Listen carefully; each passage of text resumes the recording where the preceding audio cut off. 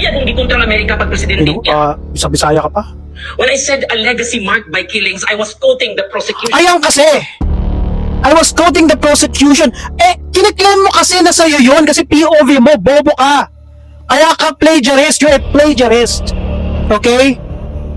Para magmukhang matalino, kinopya mo eh. Nagbabasa ka lang naman ng script eh. Diba? Yun. Kaya yung mga bobo ng mga DDS na yan, syempre hindi nila maintindihan yung English pa, di ba? Kasi binabasa mo yung mismong statement ng ICC na yan na kiniklaim mong sa'yo kasi hindi ka naman nag-attribute. Yung kasi yung problema sa'yo. Tapos ngayon, sinasabi mo, I was just reading yung POV ng ICC. Bobo ka pala eh.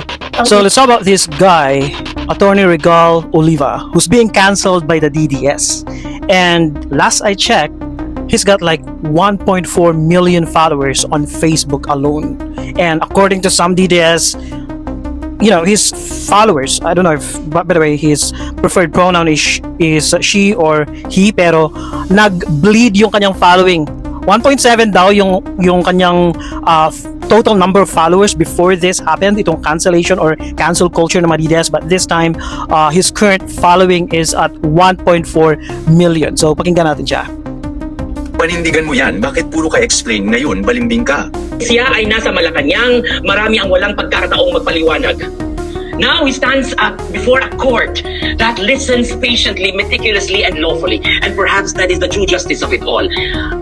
Okay, must admit, nasabi ko na to sa dati kong post na whenever a post or content niya ay dumadaan sa aking FYP, I skip it like the plague. Kasi nga, ayun ko, there's something with his voice, yung delivery niya. Parang may pagiging fake, yung trying hard. Okay, I know that he's a lawyer, pero basta may something talaga sa kanyang delivery, yung kanyang demeanor, lahat-lahat na. That's what I remember that I have said. And that is where the fury okay of the deep napaka-performative, yung ang dami mong mga gestures na, di ba, kung naka-video lang ako may mestro ako pero napaka-dramatic mo, putang ina ka, yung tipong arte mo, ewan ko, probably it's because of his or her gender ba yun, yung pagiging trans, but I don't know. Supporters was stoned upon me. Those words, I understand now, they hurt many. Parang nagde-declaim. I understand. When I reread and reflected on it, it hurt. At yung, okay, before I started with this Facebook journey, nag-YouTube ako, English talaga yung gamit ko. Mostly English kasi ang target ko is American or Western viewers. Pero nag-shift ako sa Facebook and then TikTok, and then that's when I started using Taglish, Tagalog and English. Pero itong si Regal Oliva, okay, English talaga karamihan naman sa mga DDS, mga boplax. Aminin na natin yan. Hindi nakakaintindi.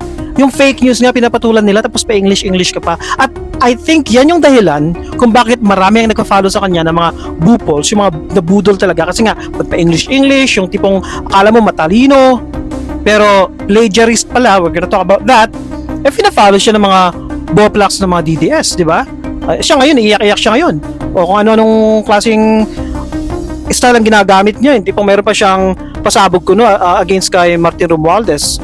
Ito yung post niya about kay Martin Romualdez. Not to clean but to erase. Ang arte mo, putang ina ka. Putang ina mo. Ito na, balik tayo. Ako po, nasakitan lang po. Nasakitan lang po. And maybe I could have written Nasusuka talaga ako na them better. Hindi talaga ako makapag-stay. I just wanna watch this video alone kasi nga paano ako makapag-react, di ba? Nakakasuka itong style nito eh. When I said defiant, I mean resilient. Oh. Never have we seen a leader who was so defiant to the international community. Talaga?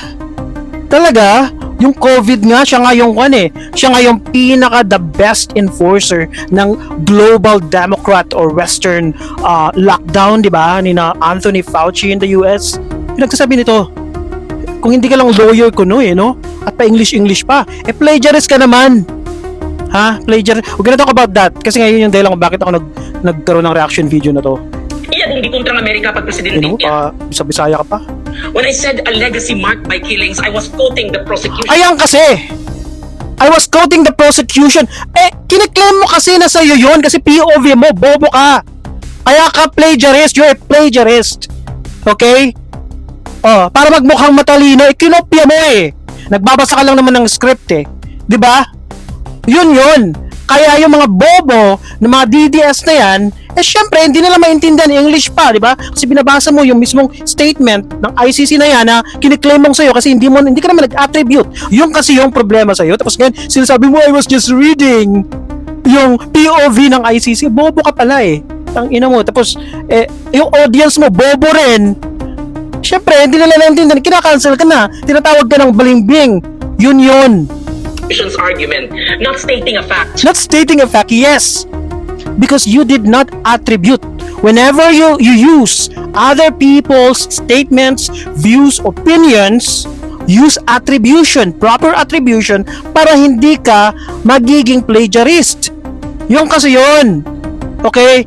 Ang dami ko napanood tungkol dito yung mga dumadaan sa TikTok, dumadaan sa Twitter, at yung mga DDS, ang atake nila sa kanya, balimbing ka, torn court ka, isa kang traidor, yung mga iba naman, yung mga pink allowance, yung tipong naawa sila sa kanya, or buti nga sa'yo. Ako naman, I'm gonna stick with the fact na, yan kasi, kopya ka ng kopya. Siguro ako lang yung may nakaisip ng ganun. Okay? Nakaisip na, kaya siya inaatake kasi yung part na yon na kung saan inaatake siya, kinopya niya pala at cliname niyang sa kanya. Kaya boba pala tong putang inang attorney na to eh. Bobo rin yung audience niya. Wala na. They deserve each other na, di ba?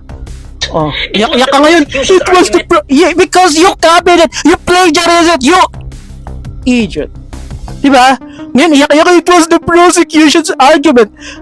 I copied it, bitch! Dapat sinabi mong ganun, I'm a plagiarist, I couldn't help it! Ganun dapat! Tangina ka. And that is why, Tangina mo. naikaso ka ron sa ICC. Bibisaya ka pa. Okay, nam! Kasi sa baba. Naiblad ako no? Tangina. Tapos mapanood mo pa yung video ni David, Ayan, dali. Nahulog yung phone ko tuloy. And when I said he didn't accord due process, I echoed the accusation. That was not me. You did not echo it. You copied it because you're a plagiarist. Diba? What do you mean by echoing? You claim it as your own when you delivered it in your POV. That's what you did. You should have used attribution at least like according to the ICC or according to this or that. Ganon yun, Oliva. Regal ulit ba? Malas mo, audience mo mga bobo. Ganon yun. When I said niya, stands before a court that listens. Ang ina, nagde-declaim ang puta. listens patiently. What I truly meant was I couldn't stand watching this farce, really, to be honest. this. For the first time, Why are you just saying that now? Kasi nga plagiarist ka, you couldn't help it. You keep copying other people's work. the very man accused of denying due process, he was accused that he denied due process in the Philippines when he was president. But Anong denying due process? What the ayoko na. Putang ina. Kaya nagkaroon siya ng due process ngayon sa ICC. Diba? Pakopya-kopya ka kasi attorney. Okay? Yan pa. Naging attorney ka pa. Ngayon, okay, punta tayo ngayon sa main topic which is plagiarism. So ito siya ngayon, okay? Para ma-appease yung mga DDS kasi nga nagbi-bleed yung kanyang following from 1.7 daw to 1.4 now. Nag-post siya tungkol kay Martin Romualdez. Okay? So saan yun? Putang ina, andali. Balimbing ka ito. Ayan. Okay, we're gonna go there. Pero ito yung post natin about kay Karim Khan. Una kong pinost sa 15, parang kinopya niya rin to. Tungkol kay Karim Khan. Kasi gusto ko pa sanang i-play ito eh. Ito yung kanyang point of view niya, POV niya sa prosecutor. Kasi he's talking about Niang, yung papalit kay Khan, etc. Kailan yan? That was kung na 18 ata to. Yeah, this is 18 ng October. Pinost natin naman to. I'm not saying na kinopya niya to kasi Tagalog to eh. Tinagalog ko talaga kasi I want my audience to understand kung ano yung pinopost natin. Diba? Kay former Philippine President Rodrigo Duterte. Okay, yan. Anyways, punta nga tayo. Noong unang linggo ng Punta sa Oktubre, punta tayo ngayon sa pinaka main reason kung bakit ako gumawa ng reaction video na to. Ito yung post ni Tio Moreno na ayaw ko sana siyang i-attribute kasi nga, 'di ba? Pero wala eh, sila yung naka-discover nito eh. Ito dapat yung main issue. Okay, wala akong pakialam sa pinagngingit-ngit ng mga PI na DDS na yan, na balimbing, etc. Kasi nga, bobo sila. Okay? Bobo sila. Bobo rin naman yung kanilang fina-follow na si Regal ulit ba? Kasi nga, nangopya na, hindi pa siya nag-attribute ngayon. Sinasabi niya, I was just copying their statement. Yun mo, ngayon, yan yung nakukuha ng plagiarism, pagiging alleged plagiarist. Allegedly lang naman, di ba? Pero may smoking gun ang kampo ng mga DDS. Ito, talagang kopya talaga niya. Ang kapal na mukha. Ang kapal, attorney ba to? I mean, mahiya ka naman sa bala. Ito yung pinaka-smoking gun. Hindi yung pinag-iiyak-iyak ng mga PI na DDS na yan. Isang attorney na DDS, kuno, na balimbing sinasabi nga ng mga DDS, plagiarist pala, nangungopia, di ba?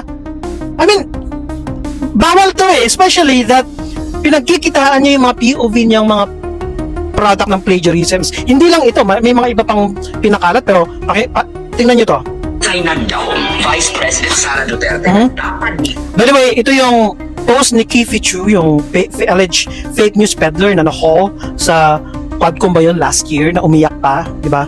So, columnist ata to, pero I don't follow her, I don't read her content, pero ngayon ko lang nabasa, talagang sinundan ko talagang kinopya talaga niya. Hindi, pinaka-praise man niya, pero okay, it's not enough na i-paraphrase mo, pero yung kinopya mo yung thought ng isang opinion ng isang tao without attribution, di ba? Always attribute pag nangungopya ka. That's plagiarism. Ang may tawag dito eh, kasi when I was writing for Western Journal, I wrote about tong plagiarism ni Biden na spotty plagiarism. Basta may exact term, nakalimutan ko yung exact term. Spotty, yung tipong change yung wordings ng ibang lines, for example, o yung synonym ng words. So, ganun yung ginawa ni Olik ba dito? Isko Moreno, an alliance no one saw coming. A few months ago, politicians were too scared to lose. Yeah. Politicians were too scared. Only a few months ago, politicians were very afraid naman yung ginamit ni Kifichu. Tapos sa kanya, si Olik ba na alleged plagiarist, too scared. Funding, scared to be targeted.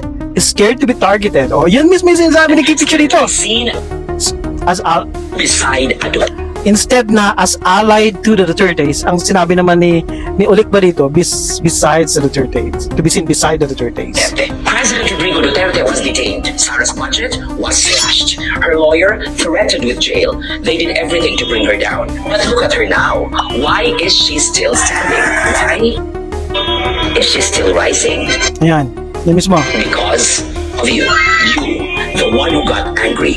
You who stopped being afraid to post, to march, to march. You started going out into the streets, sabi naman dito.